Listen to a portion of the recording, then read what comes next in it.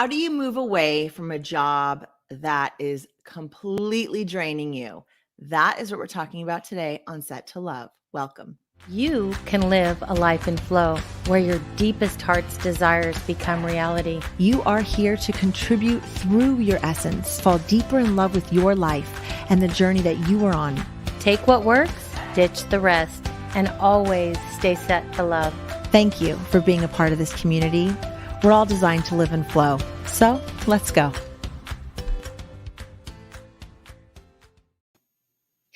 Good morning. Good morning. How's it going? It's going well. How was your weekend, best friend? Really, really good. Really good. And I just got, my granddaughter just got here. Aww. So if we hear any baby voices, that's Harper.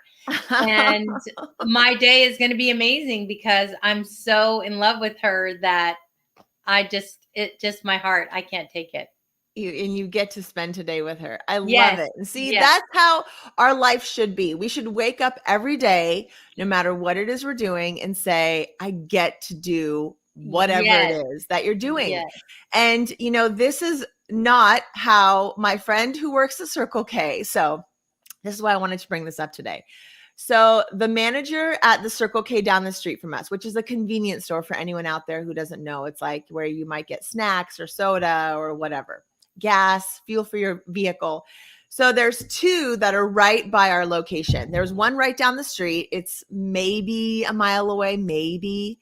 And then they opened a second one that's like 2 miles away, 3 miles down by the junior high school. And the woman who manages both of them has been there forever. I mean, years and years and years. Her name is Mercedes. And every time I come in, I know her, she knows me, we talk. When she opened up the one that's by the junior high, that's when Braden was at the junior high down there, my son, who's a freshman now in high school. And for those 2 years that he was at the junior high, I'd always pick him up down at that Circle K. And she would say to me, your son is the nicest boy out of all the kids who come in here. She was always just like so nice. So yesterday I was filling up our waters, our 5-gallon waters outside the Circle K. And she was out there cleaning the trash or whatever. And I said, hi, how are you? And she's like, oh, it's you. I was wearing my glasses, had a hat on. She's like, I didn't recognize you. And we started talking and I said, well, how are you? How's it going? And I'll tell you what, poor Julian sat in the car for like 10 minutes while I talked to this lady because she's struggling. And it made me think of like, wow, we should really bring this to the show. So her situation is that she loves the company. She's been working at convenience stores since she was 17 years old. She's, I don't know, around my age, I would guess. She's got teenage kids, at least one son, but I think maybe there might be another. I'm not exactly sure. And she lives kind of far away. So she drives here and she manages these 2 locations and she's opened up other locations. And right now it's been so hard for her to find employees. So she interviewed 8 people earlier last week, hired 2 of them out of the 8 that seemed like, okay, they could maybe do the job. And then of those 2, one of them just called like an hour before they're supposed to start and said, yeah, no, I don't think I'm going to start.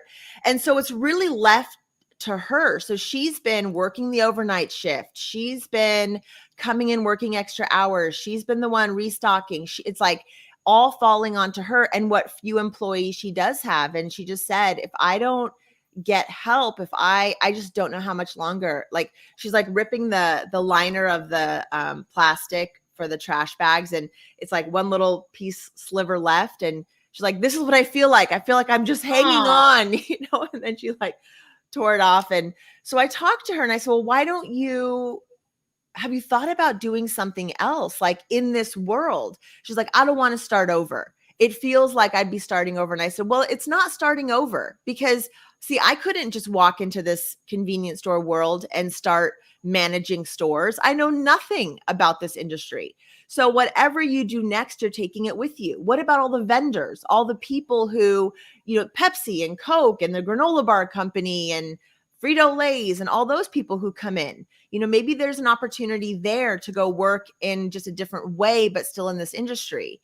Or maybe there's a different convenience store altogether that would give you more support so it wasn't all falling onto you. So I was trying to help her see alternatives that she didn't have to stay doing something that she feels like she's going to have a nervous breakdown right now because I she don't feels know so though, alone. Eva. I think that one of the things that we needed to ask her, maybe you could even go back, is, Yeah. you know, the Circle K is like a 7-Eleven. I mean, it's a huge company. Yeah. And if she's been with them for, 10 or 15 years, however long, they obviously value her. Yep. And she's obviously not, she needs to take responsibility, not to be mean, that she is not reaching out, if she has not, to get more support and say, look, you see this baggie? Like, I'm at the last tear. And if you want to keep me as a manager and managing your stores, I'm at a breaking point. And they're not going to want to lose her if she's happy with her job, other than she's got too much on her plate. They need to pull from other stores, just like she drives. Well, okay, that's what they're doing. So right now, that's what she's been doing. She's been calling other stores, or someone's been helping her, but they're just borrowing people, like they're just like, she can have someone for just a couple days here and from someone from just here. So it's not really fixing the bigger problem. No, but the thing is how many shoes can she wear? Mm-hmm. Stalking, hiring, yep, checking people out. Like, that's not really possible to do good in all of it.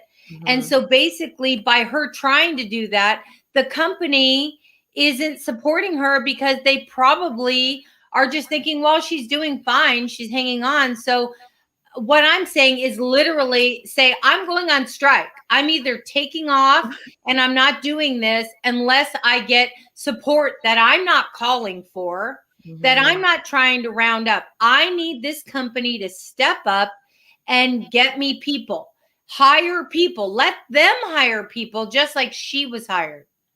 Yeah. And she's got to just, because if she really loves her work or her job and doesn't want to start over, she's got to let them, they've got to know, with COVID in the last year been so crazy, or the company maybe needs to pay more money so that employees will want to work there. And that's what I said too. I said, I don't know what you're paying. Maybe it's just that it needs to be more worth it to the company to have these people here, or they're going to lose you. I mean, she's so dedicated and she's so friendly and she's so good at her job. And I think that her fear is that if she leaves, she's going to literally be starting over. And she also is so comfortable where she is. And I think she's really vying for like that district manager type position, and just sort of waiting around for it to open. And I said, don't wait around. Go work for a 7-Eleven. Go work for a different Circle K franchise. I don't even know how Circle K set up. But, you have skills. You have talents that another company would pay you probably more money, give you more benefits, maybe even a better position, and where you don't have to deal with all this stuff anymore. She needs a coaching with us. She needs to sit down with us. We either need to go there and have a lunch with her, and she needs support for somebody to give her the courage to step away from what she's comfortable with, because ultimately she's not happy. And if you're not happy, life is short. I mean, really? I really think we need to make a point to, this is the first time of hearing this story. We do everything spontaneously. So I would say, Eva, we really need to put our shoes on and go over there and help. I almost turned around. So I came home yesterday, and then I thought, I'm just going to go grab my book. And she has no idea what I do or anything about this. She just knows me from just like walking in and out. And at the very end, she just had tears coming down, and she said, thank you so much for listening. And I said, that's what I do, and without kind of getting into all the details about it, but I just thought, oh my gosh, she's the perfect person. It's someone who feels stuck in life, whether it's in a relationship, it's in your job. You think you don't have options. You think there is no path in front of you. And this is where I just light up. I can see so many options. So I literally wanted to go online and start looking up like Indeed and convenience store jobs. I wanted to print out a list of different places that were hiring. I actually know somebody who has tons of convenience stores and mini markets, and that probably would hire her. Like, who knows? I know.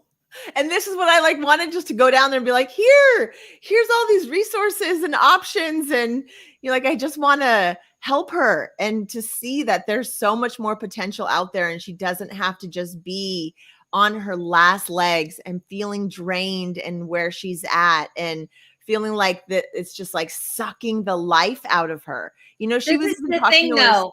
The tough love thing is it's not going to help her if we feel sorry for her. Right, what we right. need to do is make her take action in her life. I mean, I'm sure she wasn't meaning it to be complaining or whatever. She was just Oh, so no, grateful not at all. for someone to listen. But she's the only one who can make changes.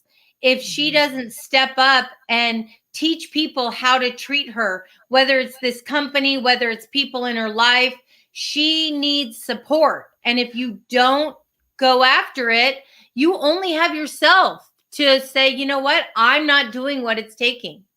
I People can't think read her your mind. biggest, and I might have been reading into it, but I think one of her biggest hangups is that she just feels so comfortable where she is. I think this is a hangup for a lot of people. Like, even though it's absolutely bonkers and crazy, you know you can manage the crazy. And she feels like this sense of commitment to the position she's in for whatever reason. Like, she's ridiculously loyal to it. And so leaving is stepping out of your comfort zone, doing something different that you know, where you haven't been before. But also that sense of like loyalty. Like I said to her, the people here who you love are going to be a part of your life no matter where you go. You know, like some of those employees that they have been there for a really long time and they're probably like family to her. And I said, she's like the perfect employee because that loyalty and everything can be to her benefit. Like, those are wonderful qualities. Every owner of a company would want a woman like her. right.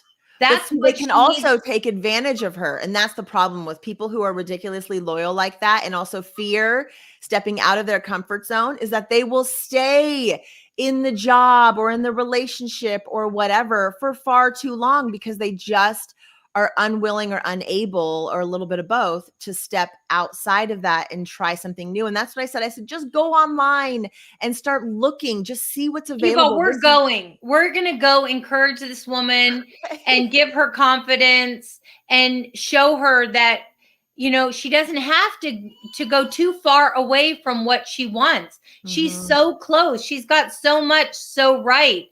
But right now it's almost like, you know, your thoughts are your reality. And you know what? She needs to turn some of these thoughts around.